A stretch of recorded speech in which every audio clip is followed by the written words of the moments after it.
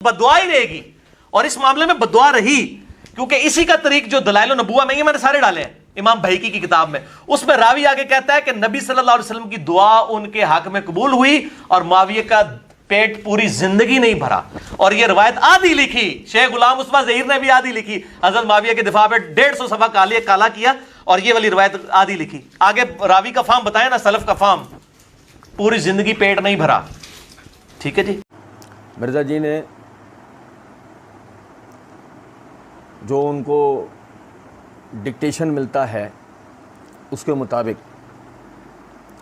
वही पुरानी घिसी पिटी मुआविया रज़ी अल्लाह तआला अन्हु के बुग़्ज़ में वो बातें की जिनसे मुआविया रज़ी अल्लाह तआला अन्हु की शख्सियत पर कोई इल्ज़ाम आना तो दरकिनार, आपकी शख्सियत मज़ीद निखर कर सामने आ गई।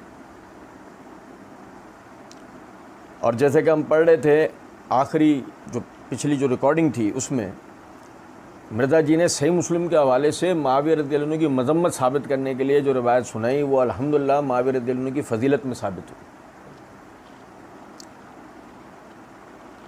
वो बुज़ुर्गों का कौल है कि आसमान पर थूका अपने ही मुंह पर आता है।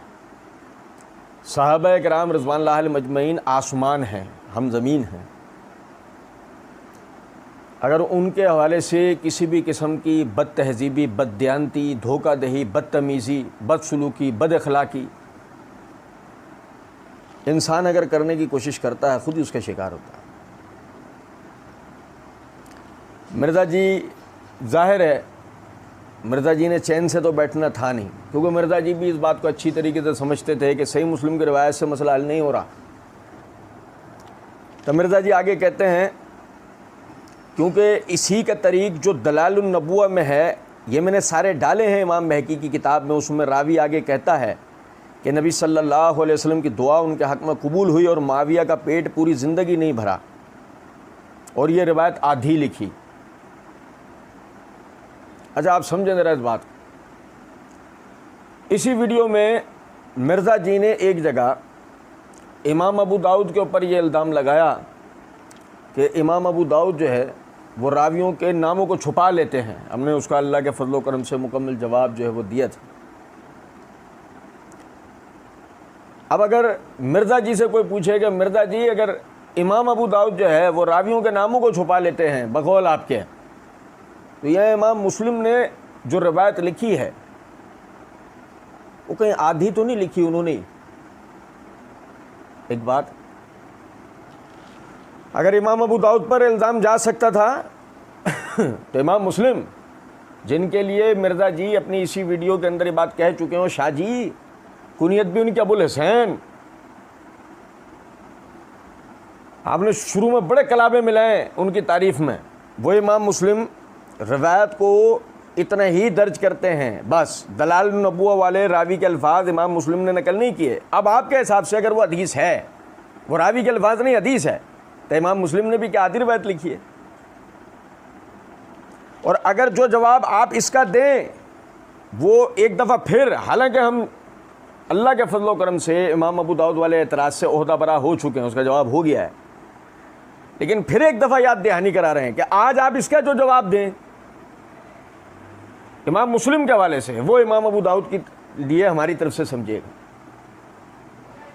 कहते हैं कि उसमें रावी आगे कहता है, मैं मिर्ज़ा जी को सुनने वालों को तवज्जो दिलाऊंगा, क्या रावी के अल्फाज हदीस रसूल होंगे?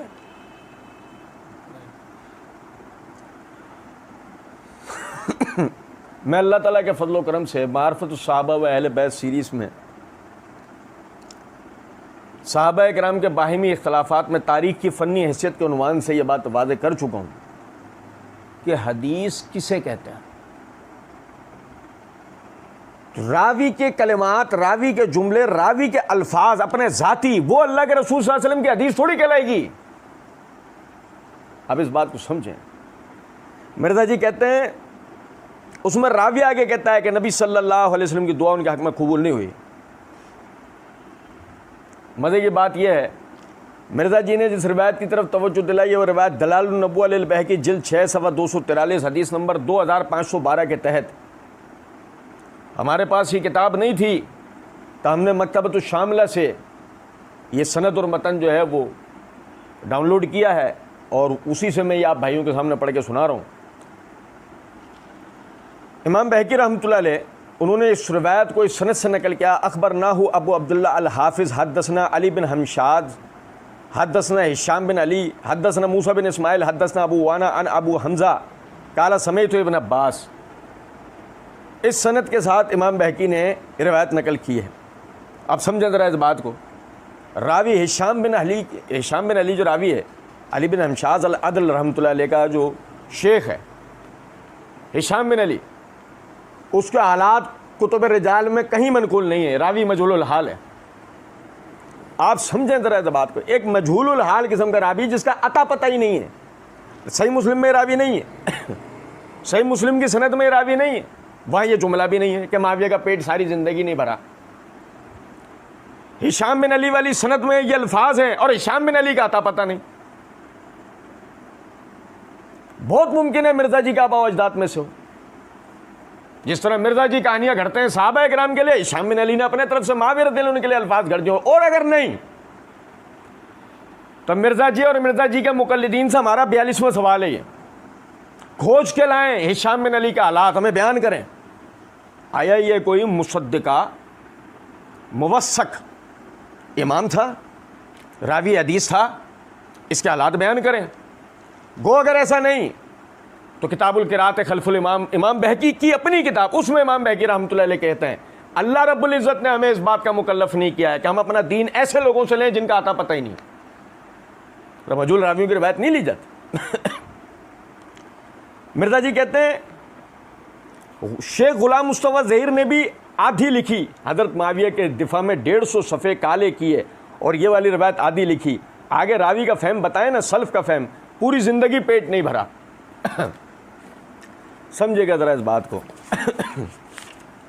मिर्ज़ा जी अपने लेक्चर नंबर 312 तफसीर कुरान बउनवान लेक्चर नंबर 312 सूरह हदीद की तफसीर करते हुए मिर्ज़ा जी ने जुमला बोला है, आज के कमज़ोर मुसलमान को आप बेनिफिट ऑफ डाउट दे सकते हैं कि उसको पता नहीं, उसको तो जो टूटा फूटा दीन पहुंचा। ऐसे ही मिर्ज़ा जी ने यहां पर डाउट देकर बेनिफिट हासिल करने की कोशिश की रावी का फहम, तो रावी कौन है आप समझे इस बात। कौन सा फहम, पहले रावी का तो पता लगे, किसने कहा है ये कलमा। अली बिन हमशाद अल अदल ने कहा है, सही, हिशाम बिन अली ने कहा है, मूसा बिन इस्माइल ने कहा है, अबू वाना वज़्ज़ा बिन अब्दुल्ला ने कहा है, अबू हमज़ा अल कस्साब ने कहा है, इब्न अब्बास रज़ियल्लाहु तआला अन्हु उन्होंने कहा है। किसने कहा है कलमा। हम अल्लाह ताला की दी हुई बसीरत से बाबांगे दोहल ये बात कहते हैं, इनमें से किसी ने भी ये कलमा नहीं कहा।